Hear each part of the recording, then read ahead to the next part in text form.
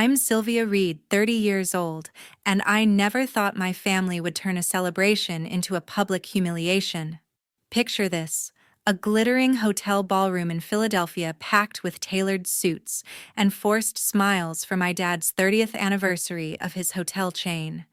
Crystal chandeliers gleamed, champagne flowed, and there I was trying to blend in despite the whispers. My family owns a string of luxury hotels, and I've always been the odd one out chasing a career they can't stand. That night, I thought I'd just grit my teeth through another awkward evening. I was wrong. The room buzzed as my dad took the stage, his voice booming with pride about his legacy. Then his eyes locked on me. "Some people," he said, his tone ice cold, "are an embarrassment to this family." The crowd went silent. My sister smirked, leaning back in her chair like she'd been waiting for this. My stomach dropped. But the worst part? He wasn't done. He pointed straight at me, his words slicing through the air. "You're the biggest disgrace to this family." Gasps rippled through the room. I stood my chair, scraping against the floor. Heart pounding. "Perfect." I shot back, my voice steady despite the heat in my cheeks. "Then erase me from your will too." I turned and walked out, their stunned faces fading behind me. That moment changed everything, a turning point I will never forget. Family or self-respect? If you had to choose, which would you pick? Drop your answer in the comments. Walking out of that hotel ballroom left my heart racing, but the truth is, the sting of being an outsider in my own family wasn't new. My father, Walter Reed, a 60-year-old hotel tycoon, built Reed Hotels into a Philadelphia empire. His name's on every glossy brochure, his handshake seals million-dollar deals. My mother, Frances Reed, 58, runs charity events, always polished, always smiling for the cameras. Then there's my older sister, June Reed, 33, the star hotel manager, Dad's pride, the daughter who followed his script. Me, I was the one who didn't fit. Growing up, our house was more like a showcase than a home. Marble floors, chandeliers, staff buzzing around it screamed wealth, but warmth was harder to find. Dad's world revolved around his hotels, and he expected us all to orbit the same way. June soaked it up, memorizing business plans by high school, her eyes gleaming at boardroom talk. I was different. I'd sneak off with a microphone, recording stories, playing with sound. By 12, I was hooked on telling stories through audio, dreaming of a career in podcasting. My first studio was a blanket fort with a cheap recorder where I'd narrate made-up adventures. It felt like freedom. But freedom wasn't part of Dad's plan. Podcasting, he'd scoff at dinner, his fork pausing midair. "That's not a career, it's a hobby for kids who can't commit." June would roll her eyes, tossing her hair, her smirk saying she agreed. Mom stayed quiet, her gaze fixed on her plate, avoiding the tension. I'd bite my tongue, my face hot, knowing they saw me as a failure. My Aunt Lillian Reed, a 55-year-old art teacher, was the only one who got it. She'd slip me old radio tapes whispering, "Keep creating, Sylvia." Her encouragement was a lifeline, but it couldn't drown out Dad's disapproval. High school was when the rift really grew. June was valedictorian captain of everything, already shadowing Dad at work. I was the kid with headphones editing audio in the library, dodging questions about my future. When I chose media studies over business in college, Dad's face went stone cold. "You're throwing away your legacy," he said, his voice low, like I'd betrayed him. June didn't hold back either. She'd call my dreams cute in a way that made my skin crawl. Mom tried to smooth things over, saying, "Maybe you can do both." But her words felt hollow. I wasn't going to be a hotel heiress. I wanted to tell stories that mattered. By my mid-20s, I'd started a small podcast, City Voices, sharing Philly's untold stories. It wasn't big, but every download felt like a win. I'd pour hours into interviews, editing late into the night, my boyfriend, Colin Fisher, a 32-year-old filmmaker, cheering me on. He'd say, "You're building something real, Sylvia." But at family gatherings, my work was a punchline. Dad would change the subject when I mentioned it. June would snicker about internet nonsense, and Mom would offer a tight smile like she pitied me. The message was clear: I wasn't living up to the read name. Lillian was my refuge. We'd meet at her tiny apartment walls covered in student art and talk about creativity over coffee. "Your dad's wrong," she'd say, her eyes fierce. "You don't need his approval to shine." But it still hurt. Every family dinner felt like a trial, June boasting about hotel expansions, Dad nodding proudly, me shrinking into my chair. I'd leave those nights feeling like a ghost in my own life, my passion dismissed as a childish phase. They didn't see me, not really. And the worst part, I started to wonder if they were right. Rebuilding my life meant facing battles I'd avoided for years. Dad and June had a new mission: drag me into Reed hotels no matter what I wanted. Our family's flagship restaurant, a sleek dining hall in one of their Philadelphia hotels, became the stage for their campaign. Every dinner there felt like an ambush, with polished waiters hovering and tension thick enough to cut. It started subtly.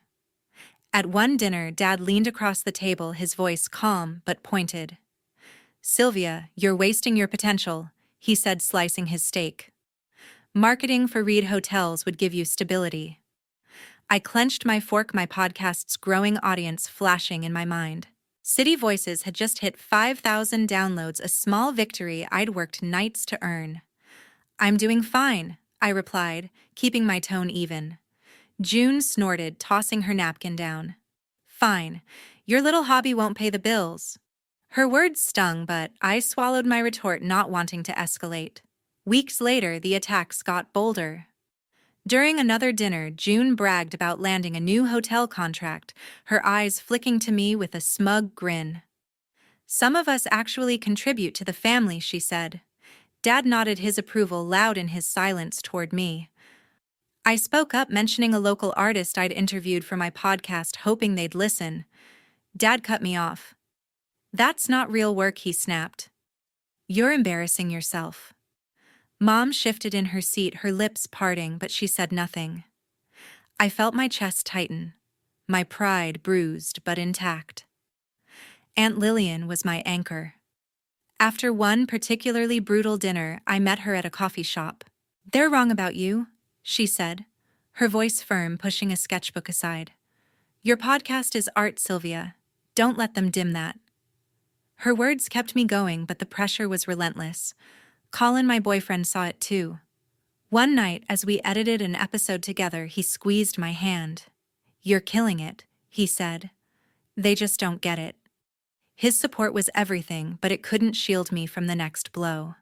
The worst came at a family dinner 2 months before the anniversary party. Dad had invited top hotel managers, turning the meal into a showcase for June. She stood detailing plans for a new location, her confidence radiating. Then Dad turned to me, his gaze cold. "Sylvia, it's time to stop playing around," he said, loud enough for everyone to hear. "Join marketing or you're cut off. No trust fund, no support." The table went quiet. June's lips curled, her victory clear. I pushed my chair back, my voice steady. "I don't need your money," I said. "I'm building something real." Mom's eyes widened, but she stayed silent. The managers exchanged glances, awkwardness hanging heavy. I left that night shaken but resolute. My podcast was gaining traction. Local media had even mentioned City Voices in a blog. I wasn't about to trade that for a desk job I'd hate. But Dad's ultimatum echoed in my head, and June's constant comparisons made it worse. Every jab, every sneer built a wall between me and the family. Aunt Lillian texted me after saying, "Stay true to yourself." I clung to that, but the dinners kept coming, each one a reminder that I was the odd one out. The final straw was a week before the party. June cornered me at the restaurant, her voice low. "You're dragging our name down," she hissed. "Why can't you be more like me?" I stared her down, my patience gone. "Because I'm not you," I shot back. Dad overheard, his face hardening, but I didn't care anymore. I was done bending. That defiance carried me into the anniversary party, where everything would finally break. The grand ballroom in our flagship Philadelphia hotel buzzed with over 200 guests, investors, managers, local bigwigs, all toasting Dad's legacy. I wore a simple black dress hoping to slip through unnoticed, but my gut told me this night would be different. Dad took the stage, his presence commanding, his smile polished for the crowd. He spoke of Reed Hotel's rise, his voice swelling with pride. This empire, he said, is built on family, on loyalty. Then his eyes found me sharp and cold. The room seemed to shrink. But some, he continued, his tone turning bitter. Choose to tarnish that legacy. Murmurs rippled through the crowd. My heart raced, knowing what was coming. He pointed at me, his voice booming. Sylvia, you're the biggest disgrace to this family. Gasps echoed. June, seated nearby, let out a sharp laugh, her eyes gleaming with satisfaction. The words hit like a slap, but they weren't new. What made my blood boil was the stage, hundreds of eyes on me, judging, whispering. I felt Colin's hand brush mine under the table, a quiet anchor, but I didn't need calming. I was done. I pushed my chair back, the screech cutting through the silence. Standing, I locked eyes with Dad. Perfect. I said, my voice steady, loud enough for all to hear. Then erase me from your will, too. The room froze. June's smirk vanished, replaced by shock. Mom's glass trembled, wine sloshing. Guests exchanged stunned glances, some leaning forward, others whispering. I didn't wait for a response. My heels clicked on the marble floor as I walked toward the exit, every step heavier than the last. Dad's voice faltered behind me, trying to pivot back to his speech, but the damage was done. June hissed something to Mom, but I didn't catch it. Aunt Lillian, standing near the bar, gave me a small nod, her eyes fierce with pride. Colin stood to follow, but I waved him off. I needed to do this alone. The double doors loomed ahead, and as I pushed them open, the weight of their stairs lifted. I was out. Outside, the cool Philadelphia night hit my face, my breath shaky but free. I'd spent years dodging their disapproval, trying to prove my worth. That moment, standing up to Dad in front of his world, was the end of it. I wasn't just walking away from a party I was done with. Their rules, their expectations, their name. The Reed legacy could keep its hotels, its wealth, its pride. I had my own path, and I'd fight for it. The crowd's whispers followed me, but I didn't look back. Aunt Lillian's nod stayed with me, a reminder I wasn't entirely alone. Colin would meet me later, probably worried but proud. Dad and June thought they'd broken me, but they'd see. I wasn't the disgrace they'd misjudged me, and that was their mistake. The night marked a line I'd never cross back. Leaving the Reed Hotel's ballroom behind felt like shedding a weight I'd carried for years. I was done with their rules, done with their judgment. It was time to build something of my own. Within weeks, I poured everything into launching Soundwave Studio, my podcast production company. I rented a small office in Philadelphia, just a desk and a microphone at first, but it was mine. Every late night editing, every pitch I sent was a step toward proving them wrong, not just Dad and June, but everyone who doubted me. Colin was my rock. He'd bring coffee to the studio, helping me brainstorm episode ideas while we laughed over takeout. "You're unstoppable," he'd say, his grin lighting up the room. I hired Bridget Cole, my 25-year-old assistant, whose sharp editing skills and endless energy turned my vision into reality. Together, we expanded City Voices, my podcast, into a series covering Philly's artists, activists, and dreamers. Downloads climbed to $10,000, then $20,000. Each number felt like a quiet victory, proof I didn't need the Reed name to succeed. Then came the big break. Stanley Huang, a 40-year-old tech CEO, reached out after hearing my podcast. His company wanted a branded series to highlight their community work. We met at a sleek downtown cafe, his enthusiasm contagious. "Your voice cuts through," he said, offering a contract worth 6 figures. I signed, my hands shaking with excitement. Soundwave Studio was no longer just a dream, it was real, with clients and a growing reputation. Bridget and I celebrated with cheap wine toasting to new beginnings, but success drew shadows. Marina Choi, a 35-year-old podcast producer, ran a rival studio in Philly. I'd met her at industry events, her polished smile hiding a competitive edge. Soon after the Stanley deal, whispers started online. A blog post claimed I'd stolen clients with shady tactics. Another hinted I'd faked my podcast stats. The comments stung people I'd never met, called me a fraud. I recognized Marina's handiwork. Her studio had pitched to Stanley and lost. Bridget found a pattern: anonymous accounts tied to Marina's team were spreading the rumors. My inbox filled with skeptical emails from potential clients, and a small sponsor pulled out citing concerns. I was furious but focused. "We'll prove them wrong," I told Bridget, my voice firm. We doubled down, releasing a new episode featuring a local musician whose story went viral, pushing City Voices to 50,000 downloads. Stanley called to confirm his support, unfazed by the gossip. "I trust your work," he said. That kept me going. Aunt Lillian sent a text. "Don't let the noise stop you." Her words echoed Colin's encouragement, grounding me when doubt crept in. Still, Marina's rumors hurt. A local media outlet ran a piece questioning my ethics, and I felt the weight of every word. I'd wake up checking my phone, bracing for new attacks. Bridget suggested we hit back with a smear campaign, but I refused. "We're better than that," I said. Instead, I invited a reporter to the studio, showing her our process: raw, honest, no shortcuts. The resulting article praised our authenticity, but the damage lingered. Some listeners unsubscribed and a speaking gig fell through. I didn't reach out to my family. Dad and June hadn't contacted me since the party, and Mom's silence spoke louder than words. I heard through a friend that Reed Hotels was struggling. June's new location was bleeding money. Part of me felt vindicated, but mostly I felt free. Their world wasn't mine anymore. I leaned on Colin and Bridget, my chosen family, and kept building. Soundwave Studio was my answer to every jab, every doubt.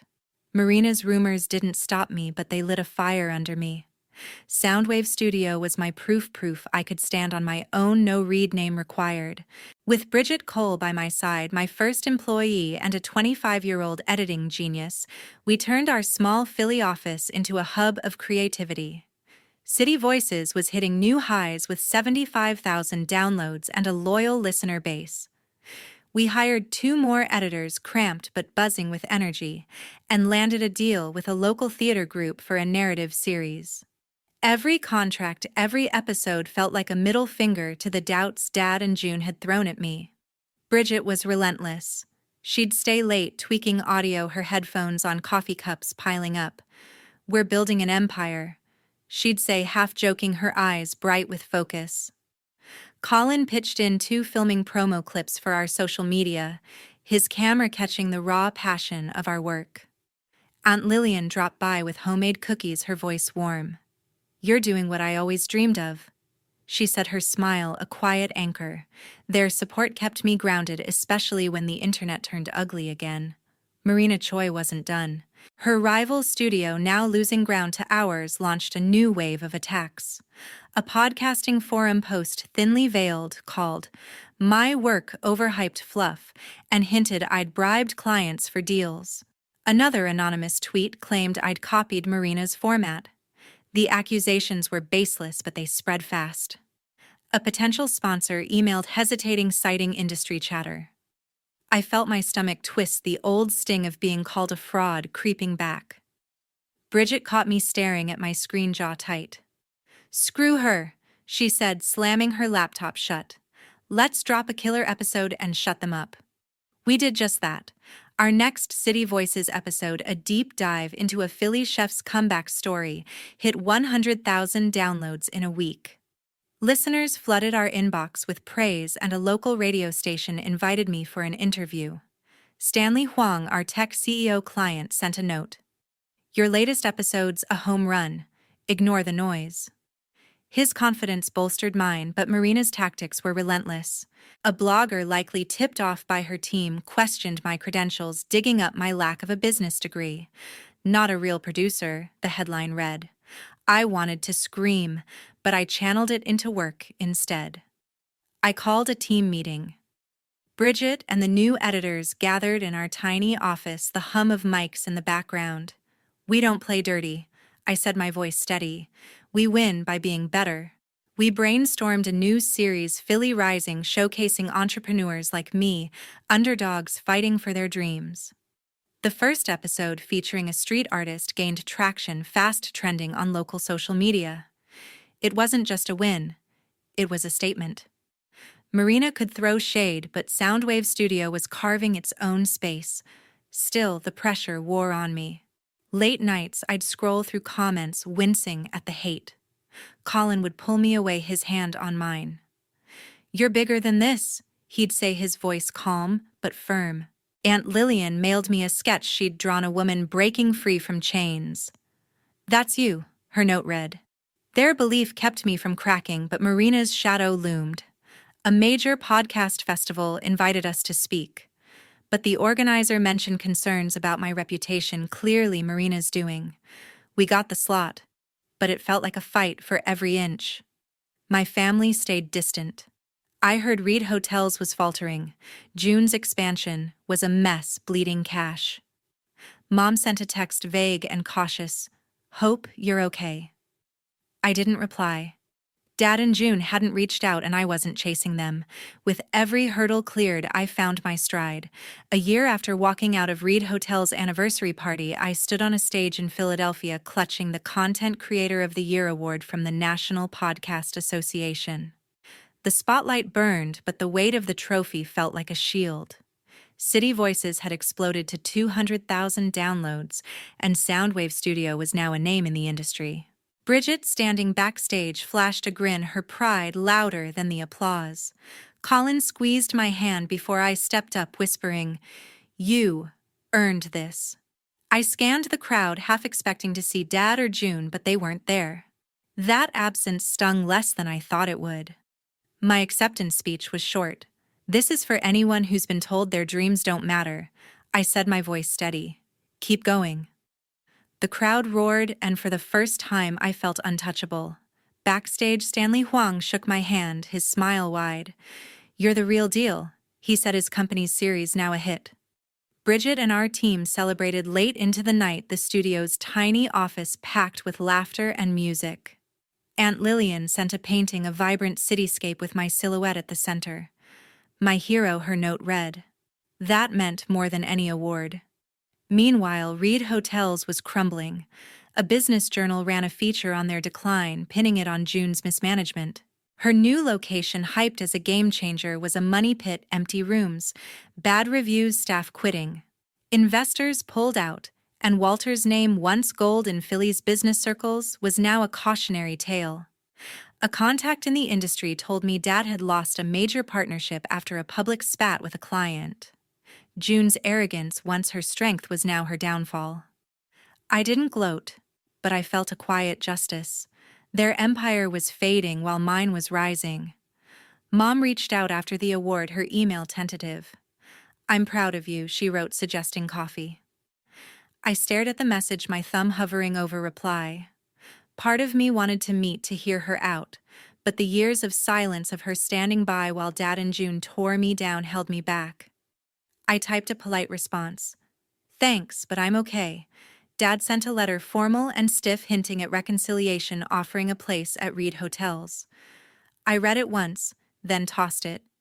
June didn't bother contacting me, and I didn't expect her to. Their world no longer had a hold on me. Marina Choi's rumors had faded. After our Philly Rising series went viral, her attacks lost traction. A podcasting conference snubbed her panel, citing lack of originality, while Soundwave Studio landed a keynote slot. I didn't confront her, she wasn't worth my time. My work spoke louder than her lies. Bridget kept tabs, noting Marina's studio was struggling to keep clients. "Karma's real," she said, smirking over her laptop. I just nodded, focused on our next project, a series on Philly's unsung heroes. Standing on that stage, award in hand, I realized something: freedom wasn't just leaving Reed Hotels behind. It was choosing myself every day.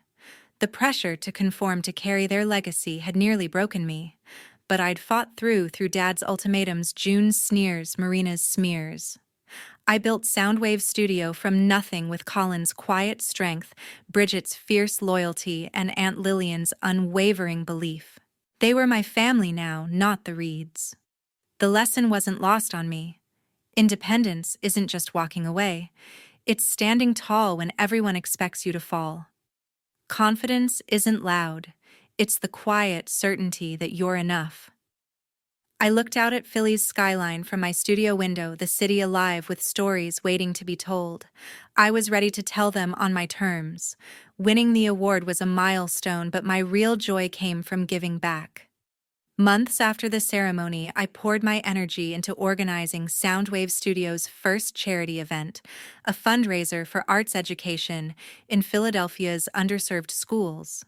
The venue, a community center in North Philly, buzzed with energy. Local musicians performed, kids displayed their paintings, and volunteers handed out flyers. We raised enough to fund art classes for a year, and seeing those kids' faces lit up something deep inside me. Bridget, sleeves rolled up, ran the audio booth, her grin infectious. "This is what it's all about," she said, adjusting a mic for a young poet. Colin was there too, filming the event, his camera capturing every smile. We'd moved in together, our small apartment, a cozy haven filled with his sketches and my podcast gear. Life with him felt like home, steady, warm, real. The event wasn't just about the kids.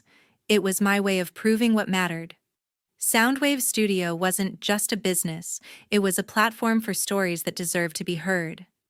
Stanley Huang sponsored part of the event, his team setting up a tech booth for kids to try podcasting. "You're changing lives," he told me, his voice earnest. Aunt Lillian attended, her eyes bright as she handed out art supplies. "You've built something bigger than yourself," she said, hugging me tightly. Her words sank in a reminder of why I kept going. The crowd, nearly 300 strong, clapped as I spoke about the power of art to transform.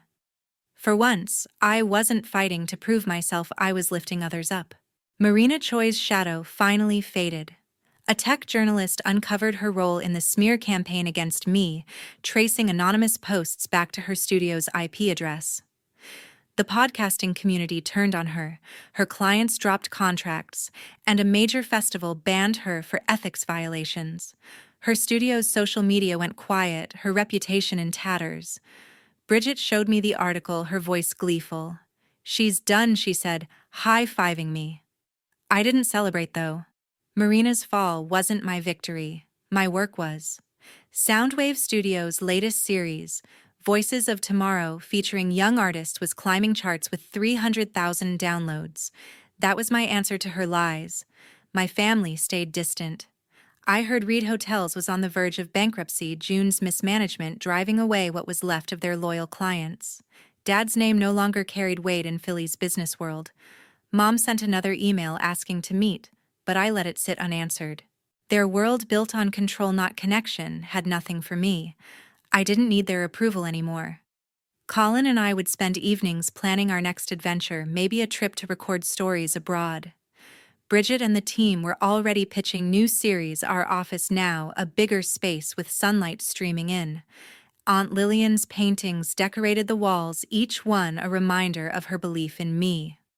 Looking back, I saw the truth, living authentically.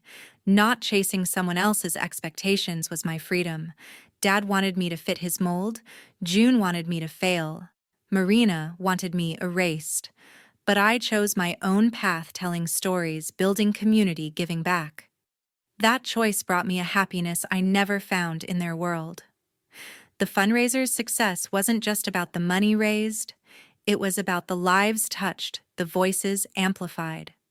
I learned that true fulfillment comes from contributing to something bigger, from staying true to who you are. Standing in that community center, watching kids laugh and create, I knew I'd found my purpose.